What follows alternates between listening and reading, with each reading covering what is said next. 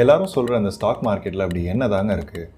உங்களை சுற்றி நிறைய பேர், உங்கள் ஃப்ரெண்ட்ஸ், ஃபேமிலி, கூட படிக்கிறவங்க, வேலை பார்க்குறவங்க, இவங்க எல்லாருமே ஸ்டாக் மார்க்கெட் பற்றி தான் பேசிகிட்டு இருக்காங்க.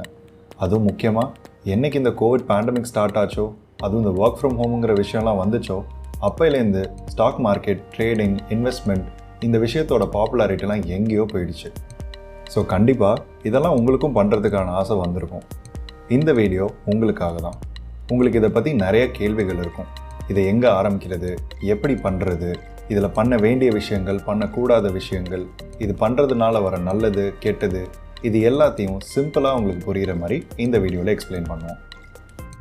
நம்ம முதல் விஷயமாக புரிஞ்சுக்க வேண்டியது, இந்த ஸ்டாக் மார்க்கெட் இல்லை ஷேர் மார்க்கெட் அப்படின்னு சொல்கிறாங்களே, அதில் இந்த ஸ்டாக் ஷேர் அப்படின்னா என்ன? ஷேருங்கிறது ஒன்றும் இல்லைங்க. இப்போ நீங்கள் ஒரு கம்பெனி ஆரம்பிக்கிறீங்க. நீங்கள் கம்பெனியை தனியாக ஆரம்பித்தா நீங்கள் மட்டும்தான் முதலாளி. இன்னொருத்தர் கூட ஆரம்பித்தா உங்களுக்கு 50% இருக்கும், அவருக்கு 50% இருக்கும்.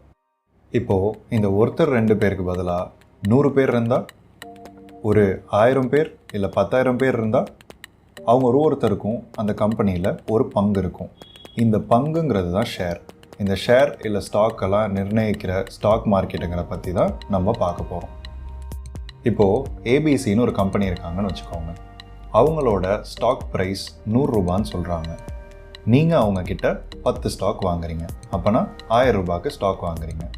அப்படின்னா நீங்கள் என்ன பண்ணுறீங்கன்னா, அந்த ஏபிசி கம்பெனி செயல்படுறதுக்காகவும் வளர்கிறதுக்காகவும் நீங்கள் அவங்களுக்கு 1000 ரூபாய் தரீங்க. இப்போ இந்த ஏபிசி கம்பெனி ஒரு வருஷத்தில் நல்லா வேலை பார்த்து ஒரு ப்ராஃபிட் எடுக்கிறாங்க. ஏபிசிக்கு இப்போ வந்த இந்த லாபம் அவங்க கம்பெனியோட வேல்யூவை இன்க்ரீஸ் பண்ணும்.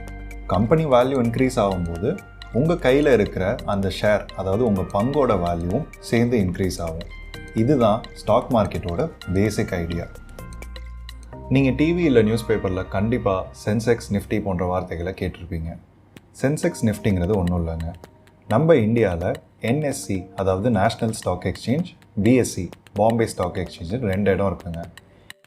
நான் ஏபிசின்னு ஒரு கம்பெனி சொன்னேன்ல, அந்த மாதிரி ஆயிரக்கணக்கான கம்பெனிஸ் அவங்க ஷேர்ஸை விற்கிறதுக்கும் வாங்குறதுக்கும் இருக்கிற ஷேர் மார்க்கெட் நம்ம ஊரில் இருக்கிறது பேர் தான் என்எஸ்சியும் பிஎஸ்சியும். இந்த 2 இடங்களுக்கு நிஃப்டி, சென்செக்ஸுங்கிற வார்த்தை எதுக்கு யூஸ் பண்ணுறாங்கன்னா, அவங்களோட அந்த ஷேர் மார்க்கெட்டில் ஒரு டாப்பில் இருக்கிற 50 கம்பெனி எடுப்பாங்க. அந்த 50 கம்பெனியோட வேல்யூ ஏறுதா இறங்குதா அப்படிங்கிறத டெய்லி அளவெடுத்து காமிக்கிறதுக்கு ஒரு இண்டெக்ஸ் நம்பராக, அதாவது ஒரு புத்தகத்தோட முதல் பேஜில் நம்ம இந்த புத்தகத்தில் என்ன வரப்போகுது அப்படிங்கிறத நம்ம பார்ப்போம், இண்டெக்ஸ் அப்படின்னு சொல்லிட்டு. அதே மாதிரி இந்த மார்க்கெட்டில் இருக்கிற எல்லா கம்பெனியும் நஷ்டத்தில் இருக்குதா, லாபத்தில் இருக்குதா, எந்த அளவுக்கு நஷ்டத்துலேயோ லாபத்துலேயோ இருக்குது அப்படிங்கிறத காமிக்கிற மாதிரி ஒரு சிம்பிளான நம்பர் தாங்க இந்த சென்செக்ஸும் நிஃப்டியும். இப்போ உங்களுக்கு ஒரு கேள்வி வரும், இந்த என்எஸ்சி இல்லை பிஎஸ்சியில் நான் எப்படி நேராக போய் ஸ்டாக்கோ இல்லை ஷேரோ வாங்குறது? இதுக்கு நீங்கள் போக வேண்டியதில்லை. நம்மளுக்கும் இந்த என்எஸ்சிக்கும் பிஎஸ்சிக்கும் நடுவில் ஒரு பிரிட்ஜ் மாதிரி இருக்கிறவங்க தான் ஸ்டாக் புரோக்கர்ஸ்னு சொல்கிறவங்க.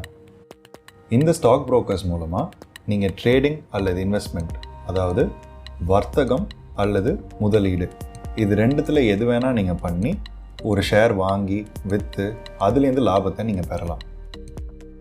இப்போ நான் சொன்ன ட்ரேடிங்க்கும் இன்வெஸ்ட்மெண்ட்டுக்கும் என்ன வித்தியாசம்னு கேட்குறீங்களா?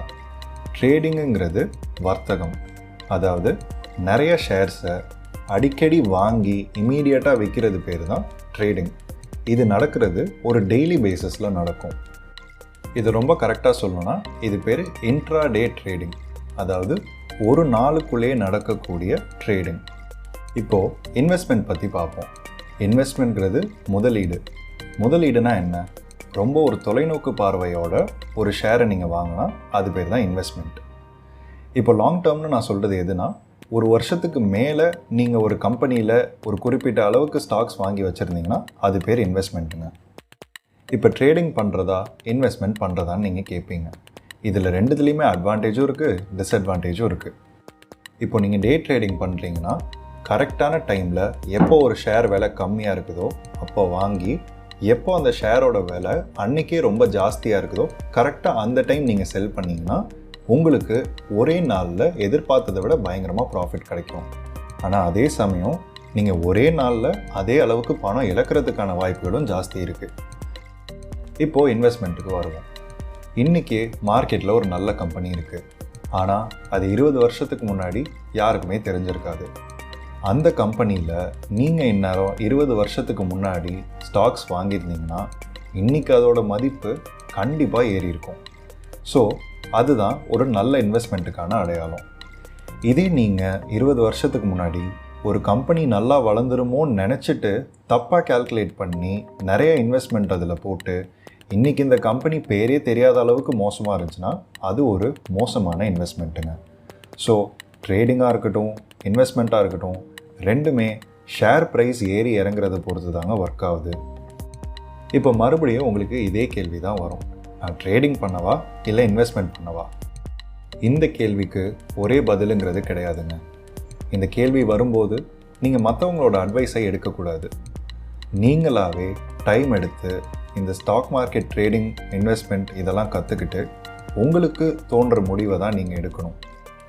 இந்த முடிவு உங்களை எங்கே கொண்டு போகும்னா டைவர்சிஃபிகேஷன் அப்படின்ற ஒரு விஷயத்துக்கு கொண்டு போகும். இப்போ உங்ககிட்ட ஒரு 1 லட்ச ரூபாய் இருக்குது. அந்த 1 லட்ச ரூபாவை நீங்கள் எடுத்துகிட்டு ட்ரேடிங்கில் மட்டுமோ இன்வெஸ்ட்மெண்ட்டில் மட்டுமோ போடுறதுங்கிறது அட்வைஸ் பண்ணுற விஷயம் கிடையாது. இதை நீங்கள் மார்க்கெட் சிச்சுவேஷனுக்கு ஏற்ற மாதிரியும் உங்கள் தேவைக்கு ஏற்ற மாதிரியும் கரெக்டாக ஸ்ப்ளிட் பண்ணி இன்வெஸ்ட் பண்ணுறீங்களோ ட்ரேடிங் பண்ணுறீங்களோ இதுக்கு பேர் தான் டைவர்சிஃபிகேஷன்னு சொல்லுவாங்க. இதில் ரொம்ப முக்கியம், நீங்கள் இன்வெஸ்ட்மெண்ட் பண்ணுறீங்களோ ட்ரேடிங் பண்ணுறீங்களோ அதுக்கு செலவு பண்ண போகிற பணம் உங்கள் குடும்பத்துக்கோ இல்லை உங்களுக்கோ தேவைக்கு மீறினதாக இருக்கிறத மட்டும்தான் நீங்கள் செலவு பண்ணணும். ஏன்னா ஸ்டாக் மார்க்கெட்டுங்கிறது நம்ம ரொம்ப நிதானமாக செயல்பட வேண்டிய இடம். இந்த இடத்துல நிறைய ரிஸ்க் இருக்குங்க. மற்ற பணம் சம்மந்தப்பட்ட விஷயங்கள், அதாவது கேம்பிளிங்கோ சூதாட்டமோ, இது மாதிரி நிறைய ரிஸ்க் ஃபேக்டர்ஸ் இருக்கிற ஒரு விஷயம்தான் ஸ்டாக் மார்க்கெட்டும். ஆனால் இது எல்லாத்தையுமே நீங்கள் கம்ப்ளீட்டாக அவாய்ட் பண்ணுறதுக்கான ஸ்கோப் இருக்குது. இதுக்கு நீங்கள் என்ன பண்ணணும்னா உங்களை ஸ்டாக் மார்க்கெட்டுக்கு வரத்துக்கு முன்னாடி தயார் பண்ணிக்கணும். எல்லா இடத்துலையுமே ஒரு சமநிலையோடு இருக்கணும். இப்போ உங்களுக்கு ஒரு கேள்வி வரும், ஸ்டாக் மார்க்கெட்டில் இருக்க ரிஸ்க் எல்லாத்தையும் தவிர்த்துட்டு நான் எப்படி இதில் இறங்கணும்? அதுக்கு ஒரே பதில், லேர்னிங்.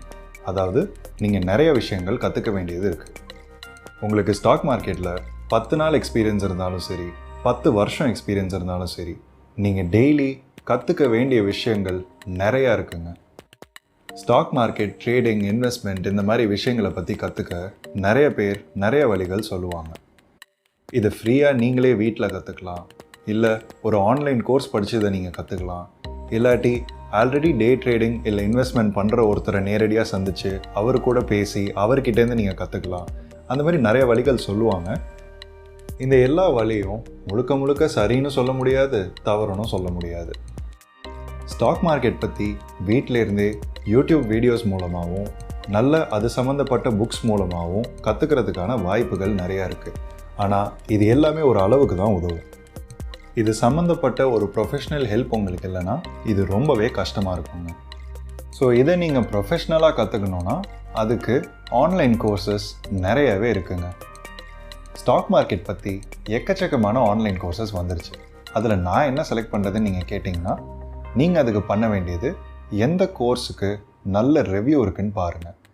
அதே சமயம் இந்த மாதிரி கோர்ஸ் படித்தவங்க எத்தனை பேர் சக்ஸஸ்ஃபுல்லாக இன்வெஸ்டிங் அண்ட் ட்ரேடிங் பண்ணுறாங்கங்கிறத விசாரித்து பாருங்கள்.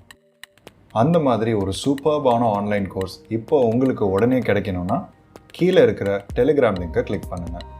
இந்த வீடியோ உங்களுக்கு பிடிச்சிருந்துச்சுன்னா லைக் பண்ணுங்கள், ஷேர் பண்ணுங்கள். உங்களுக்கு ஸ்டாக் மார்க்கெட் பற்றி இன்னும் நிறைய கேள்விகள் இருக்கும், அது எல்லாமே கமெண்ட் செக்ஷனில் கேளுங்க. உங்களோட குவெஸ்டின்ஸ் எல்லாத்தையும் அடுத்து வர வீடியோஸில் நாங்கள் ஆன்சர் பண்ணுவோம். ஸோ மறக்காமல் சப்ஸ்கிரைப் பண்ணிக்கோங்க.